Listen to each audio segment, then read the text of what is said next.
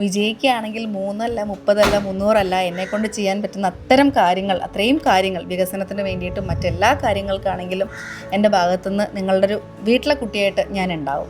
തീർച്ചയായിട്ടും പോസിറ്റീവായിട്ട് തന്നെയാണ് മുന്നോട്ട് പോകുന്നത്. വിജയിക്കണം തന്നെയാണ് ആഗ്രഹവും പ്രാർത്ഥനയും എല്ലാം. അത് ജനങ്ങളും എന്നോടൊപ്പം ഉണ്ടാവണം, അവരുടെ പ്രാർത്ഥനയും എന്നോടൊപ്പം ഉണ്ടാവണം. നമുക്ക് മെയ് 4 കാണാം. എന്ത് നമ്മൾ പറഞ്ഞതിൽ ഒരു തെറ്റ് പറ്റിപ്പോയാലോ, അല്ലെങ്കിൽ പറഞ്ഞത് ജനങ്ങൾക്ക് ഇഷ്ടപ്പെട്ടിട്ടില്ലെങ്കിലോ, അല്ലെങ്കിൽ അവർക്ക് ഇഷ്ടപ്പെടാത്തൊരു കാര്യം നമ്മൾ ചെയ്താലോ നമ്മൾ ട്രോളും. വികസനത്തിന് വേണ്ടിയിട്ട് എന്തെല്ലാം എനിക്ക് ചെയ്യാൻ പറ്റുമോ, എൻ്റെ ഒരു കയ്യൊപ്പ് രാഷ്ട്രീയ മേഖലയിൽ കൊടുക്കാൻ പറ്റുന്ന രീതിയിലുള്ള കാര്യങ്ങൾ ചെയ്യാനാണ് ആഗ്രഹിക്കുന്നത്. ഒരു ക്ഷണം കിട്ടി, ആ ക്ഷണം ഒരു ദൈവാനുഗ്രഹമായിട്ട് കണക്കാക്കിയതുകൊണ്ട് ഞാനത് അക്സെപ്റ്റ് ചെയ്തു. എനിക്ക് എല്ലാ പാർട്ടിയിലും വളരെ വലിയ സൗഹൃദങ്ങളുള്ള ഒരാളാണ് ഞാനും. ഞാൻ ബിസിനസ് ചെയ്തുകൊണ്ട് തന്നെ എല്ലാ പാർട്ടിയിൽ നിന്നും ബിസിനസ്സുകൾ കിട്ടാറുമുണ്ട്. സിനിമയൊന്നും വിട്ടിട്ടില്ല, സിനിമയും ഒപ്പം തന്നെ ഉണ്ടാവും. ഉണ്ടാക്കുന്നത് പണ്ടത്തെ പോലെയല്ല. പണ്ടുള്ളവർ പലരും രാഷ്ട്രീയത്തിലേക്ക് വരുമ്പോൾ അവരെ ഒന്ന് മാറ്റി നിർത്തുക. സിനിമാ മേഖലയിൽ മിന്നി തിളങ്ങിയതിന് ശേഷം ഇപ്പോൾ രാഷ്ട്രീയത്തിലേക്ക് ഇറങ്ങുവാണ്.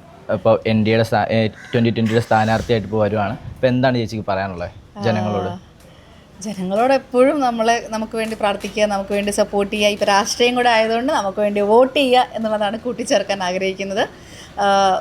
തൃപ്പൂണിത്തുറ പോലുള്ളൊരു ഞാൻ ജനിച്ച നാട്, എൻ്റെ നാട്ടിൽ തന്നെ എനിക്ക് ആ ഒരു മണ്ഡലം കിട്ടിയതിൽ ഏറ്റവും കൂടുതൽ നന്ദിയുള്ളതും 2020യോടും BJPയോടും NDA ആ ഒരു മൊത്തം BJP കുടുംബത്തിനോടാണ് നന്ദി പറയാനുള്ളത്. പിന്നെ സിനിമയിൽ ഞാനിപ്പോൾ ഒരു 18 വർഷത്തിൽ മേലെയായി.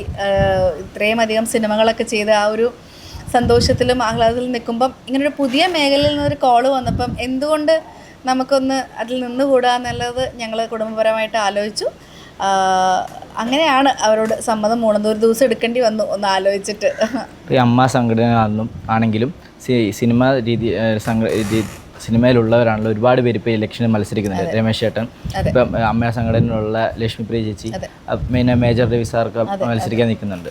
ഈ ഒരു നിമിഷം എന്താണ് തോന്നുന്നത്? ഞാൻ മനസ്സിലാക്കുന്നത് പണ്ടത്തെ പോലെയല്ല. പണ്ടുള്ളവർ പലരും രാഷ്ട്രീയത്തിലേക്ക് വരുമ്പോൾ അവരെ ഒന്ന് മാറ്റി നിർത്തുക, അല്ലെങ്കിൽ അവർക്ക് പല രീതികളിൽ അവരെ ഐസൊലേറ്റ് ആക്കുന്ന കുറേ പ്രതീതികളൊക്കെ ഉണ്ടായിരുന്നു എന്ന് ഞാൻ കേട്ടിരിക്കുന്നത്.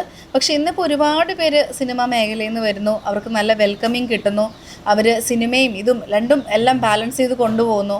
അപ്പോൾ അതുപോലെ തന്നെ എനിക്കും കൊണ്ടുപോകാൻ പറ്റും എന്നുള്ളൊരു വിശ്വാസത്തിലാണ് ഞാൻ നിൽക്കുന്നത്. അതുകൊണ്ട് സിനിമയൊന്നും വിട്ടിട്ടില്ല, സിനിമയും ഒപ്പം തന്നെ ഉണ്ടാവും. പണ്ട് മുതലേ BJP ഇതിലുള്ളതായിരുന്നു ചേച്ചി?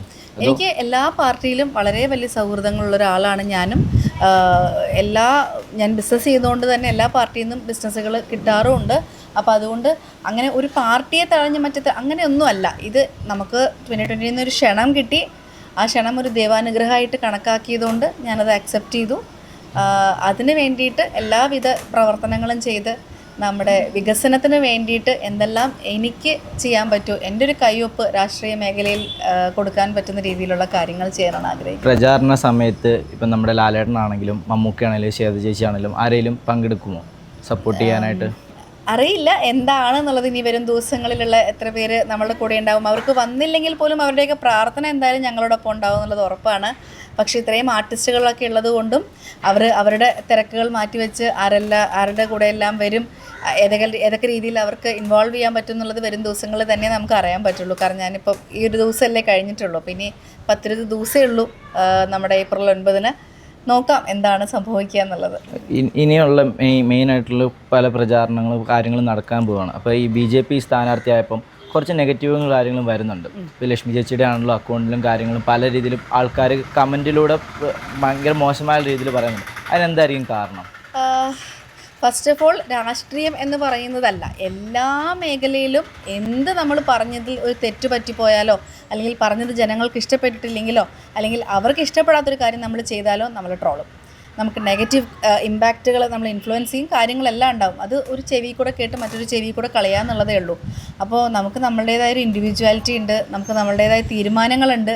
അപ്പോൾ അത് നമ്മൾ ചെയ്യുന്നു. അത് എല്ലാവരും ഒരേപോലെ ഉൾക്കൊള്ളണം എന്നൊന്നുമില്ല. നമുക്ക് അവരെ അത് ചെയ്യണേ, ഇങ്ങനെ ആവണേ, നിങ്ങളതൊന്നും പറയല്ലേ എന്ന് പറയാനും വായ മൂടി കിട്ടാനും ഒന്നും പറ്റില്ല. അപ്പം ഒരു സൈഡിൽ നിന്ന് ട്രോളുകളുണ്ടാവും, ഒരു സൈഡിൽ നിന്ന് നെഗറ്റീവ് ഇമ്പാക്റ്റുകളുണ്ടാവും. നമ്മളങ്ങനെ പലതിലും ഇൻഫ്ലുവൻസ് ആവാതെ നമ്മളുടെ ഒരു രീതിക്ക് മുന്നോട്ട് പോകുക എന്നുള്ളതാണ്. ഏറ്റവും കൂടുതൽ സപ്പോർട്ടീവായിട്ട് ചേച്ചിയോട് നിൽക്കുന്നത് ആരാണ് ഇപ്പോൾ? തീർച്ചയായിട്ടും കുടുംബം തന്നെയാണ് നമ്മളുടെ കൂടെ എല്ലാത്തിനും. ഇപ്പം എൻ്റെ മക്കൾ പോലും വളരെ നന്നായിട്ട് മനസ്സിലാക്കിയിട്ടാണ് അവർ എന്നെ ഇതിലേക്ക് ഓരോ തിരക്കുകളിലേക്ക് പോകുമ്പോഴും അവരും അഡ്ജസ്റ്റ് ചെയ്യുന്നത് കൊണ്ടാണ് എനിക്കിതെല്ലാം ചെയ്യാൻ സാധിക്കുന്നത്. അതിൻ്റെ കൂടെ തന്നെ BJPയിലുള്ള ഓരോ മുഖ്യധാരയിലുള്ള പ്രവർത്തകരും എന്നോടൊപ്പം ഉണ്ട് എല്ലാ കാര്യത്തിനും.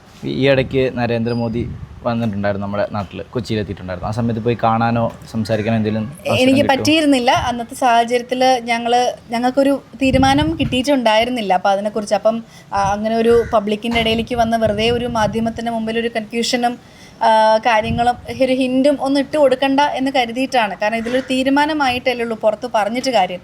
ഞങ്ങൾക്ക് മിനിഞ്ഞാന്ന് അത് തീരുമാനമായി, തൃപ്പൂണിത്തുറ മണ്ഡലം എന്നുള്ളൊരു കാര്യത്തിൽ തീരുമാനമായി.